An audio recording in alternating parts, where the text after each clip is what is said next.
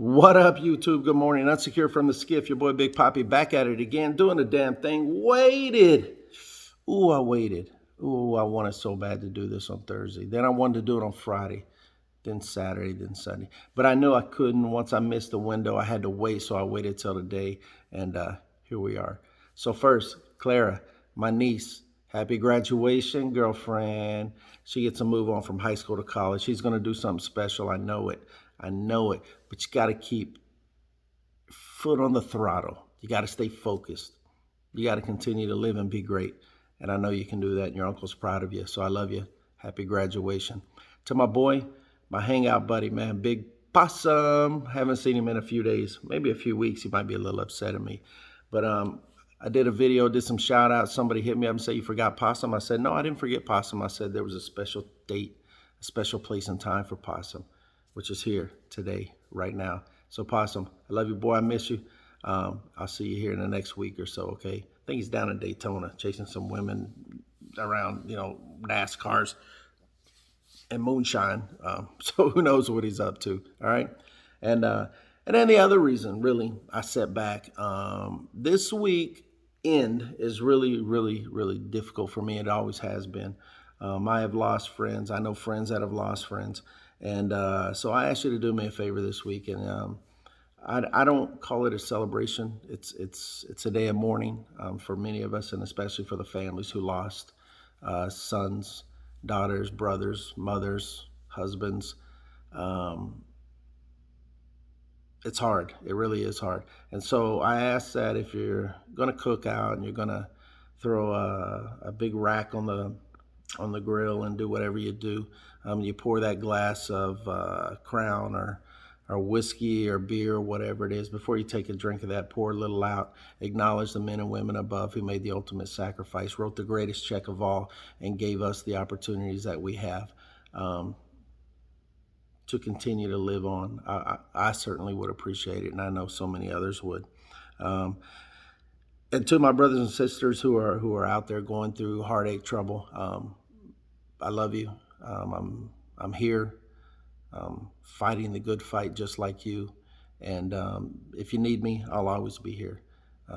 There's many agencies out there that are willing to help, and I ask that if you feel lost today, that you use those agencies, or phone a friend or phone me, and we'll sit down and talk and we'll get through it together. All right. Pain is pain. It doesn't change, and that's just how it is. And we'll continue to grind, continue to get through the things that we can get through together. And yeah, it is difficult. It's very difficult, but I'm here for you. All right. So either way, happy Memorial Day. Happy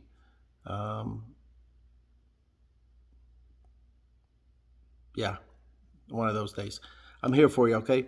Um, and then another reason that was very important for me to wait was obviously I didn't want to do anything out of anger. I didn't want to do anything that was aggressive, um, or I wanted to be less biteful than it probably could be. And that's the issues shaping up around this nation as it relates to gun reform and weapons and the like.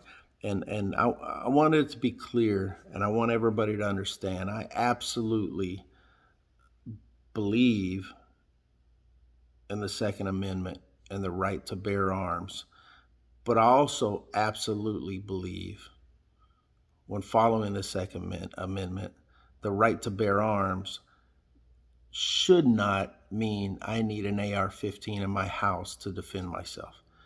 If I can't put two in your center mass once you break into my house, then I probably shouldn't be shooting a weapon at all, right?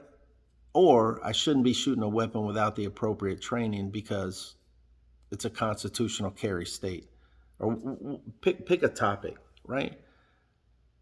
AR-15s, big guns, big combat weapon guns.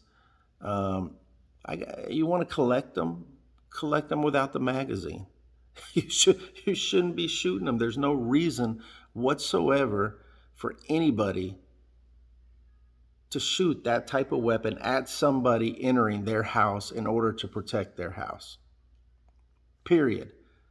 Now, if the question comes up, I believe in the Second Amendment.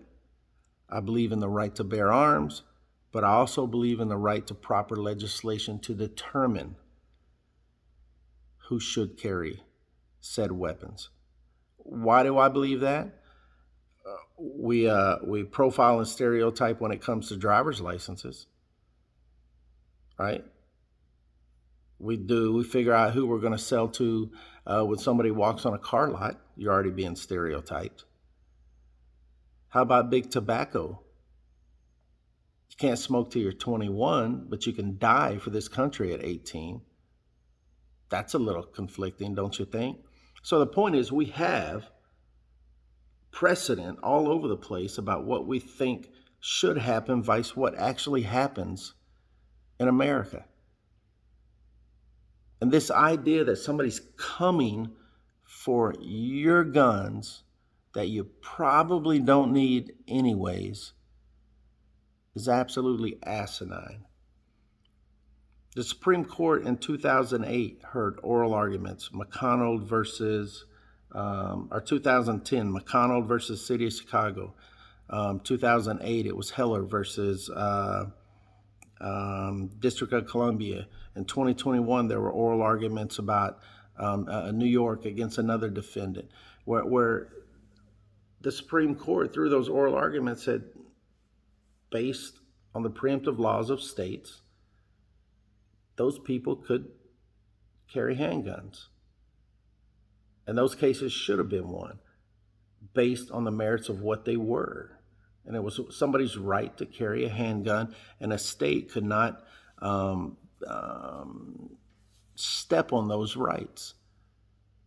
But I believe had those arguments been married around an AR-15, the chopper, I got my chopper style, something nonsense like that, yeah, you don't deserve the right to carry an AR-15 in your home. You don't deserve the right to walk the streets with an AR-15. I mean, let's get over it. You want to mourn at the loss of children, but yet don't take my guns away. I'm sure each and every person listening to this has heard independent kid, Gothic style clothes, loner, rebellious, single parent, living with his grandparents, poor communication skills, short and crass with people. I mean, all the signs were there. All the signs were there. And yet nobody did anything. But yet we can stand up and say, I support the Second Amendment. However, I think we need some type of legislation on how Big Papi gets his weapons. Because if we don't, we allow Big Papi to stockpile tons and tons of weapons, we just might be creating the next Uvalde, the next Parkland, the next Sandy Hook, and on and on and on and on. We kill more people than anywhere else in the world.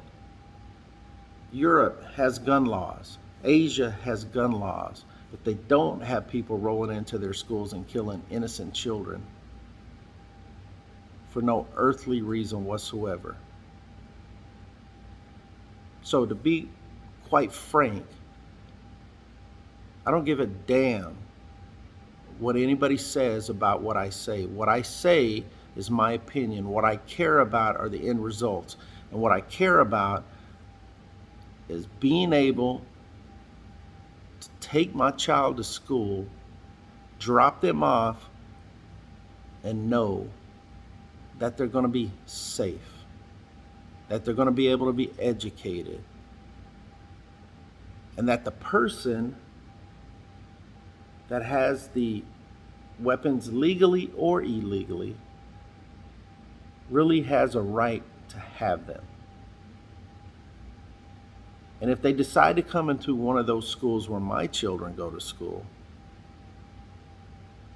that hopefully has a student resource officer,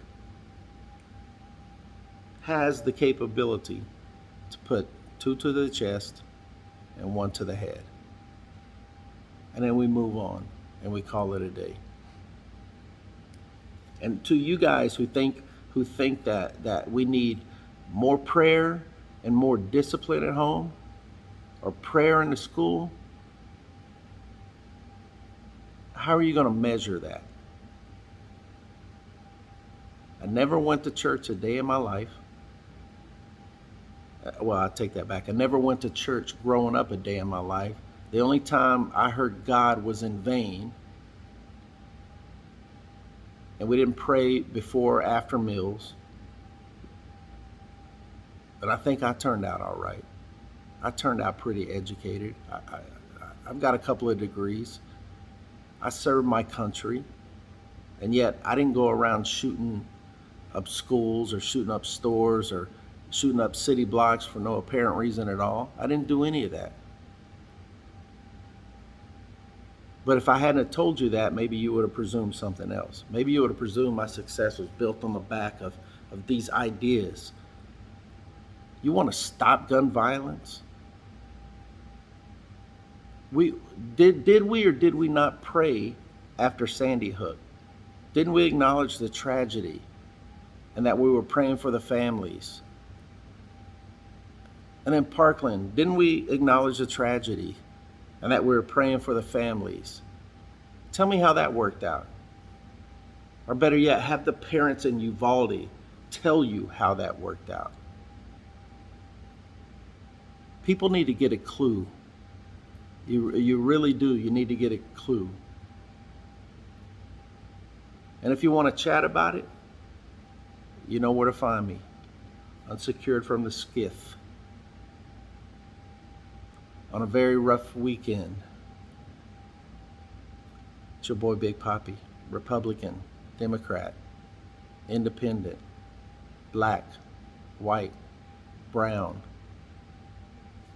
We need to come together and we need to do better. And we need to talk. And I'm ready to talk. Love you. Take care.